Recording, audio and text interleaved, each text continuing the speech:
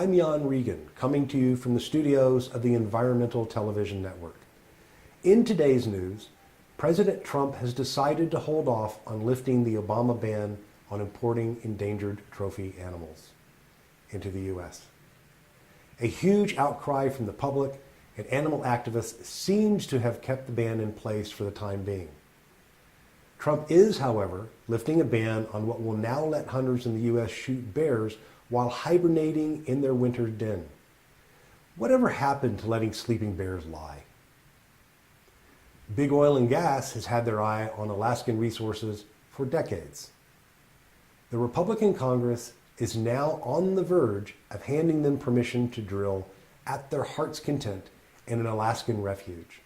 The Senate Energy and Natural Resources Committee voted 13-10 that would allow oil and gas exploration in a 1.5 million acre coastal plain. The plan has been put into the Trump tax plan and will now be voted on shortly. The Arctic Refuge is a 19.6 million acre section of the northeastern Alaska that is considered to be one of the most pristine areas in our country. It is home to caribou, polar bears, migratory birds, moose, wolverines, and a host of other animals. As a Republican President Eisenhower declared the area to be protected in 1960, it is our opinion here at ETN that this is all going the wrong direction.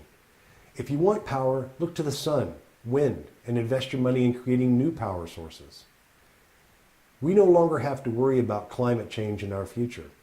It's already having a worldwide disastrous effect on human health. A report by the British medical journal The Lancet says millions of people are now being affected.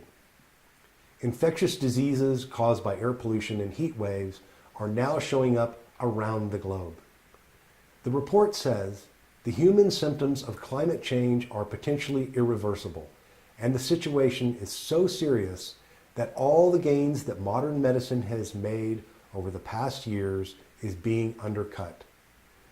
The delayed response to climate change over the past 25 years has jeopardized human life and livelihoods, the report says.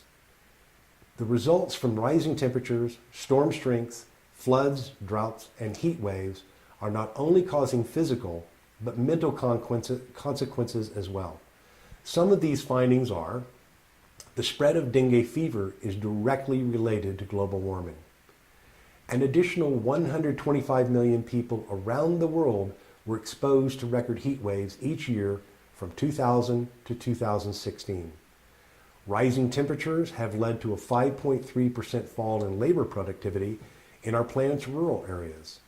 Global exposure to dangerous levels of air pollution has increased by 11.2% since 1990. Climate change is also worsening allergies, creating rashes, increased congestion, and eye cataracts. Fast-paced family life in need of a slowdown? Hello, I'm Dr. Spruce. Did you know all those green shapes on maps are parks and forests? It's true. Visit discovertheforest.org and plan to visit a park or forest near you, instead of just wondering what it would have been like. While the word forest might make you think of distant lands from far, far away, please note parks and forests are closer than you think, which means things like beautiful scenery, fresh air, and family time are also closer than you think. On a brighter note, it looks like atmospheric processors are in our future. In the heart of Silicon Valley, a company named Opus 12 is uniquely positioned to bring a solution to eliminating excess CO2 from our atmosphere. The John Murillo Group at Stanford University is recognized as a world leader in CO2 electrocatalysts. Founders Dr. Kendra Cole, Dr. Etosha Kav, and Nicholas Flanders have found a way to make carbon pollution useful. They have built a reactor to trap greenhouse gases and convert them into carbon-based compounds that are used to make plastics and liquid fuels. Opus 12 isn't the only company doing it. In June, the world's first industrial-scale facility to suck CO2 out of the air was opened in Switzerland, where their waste will be used to grow vegetables. It's not a silver bullet, it's silver buckshot, says Flanders. Here at ETN, we believe that if we can get the big oil to build these processors all over the world, we may have something. Thanks for watching this broadcast. ETN is your network of the future.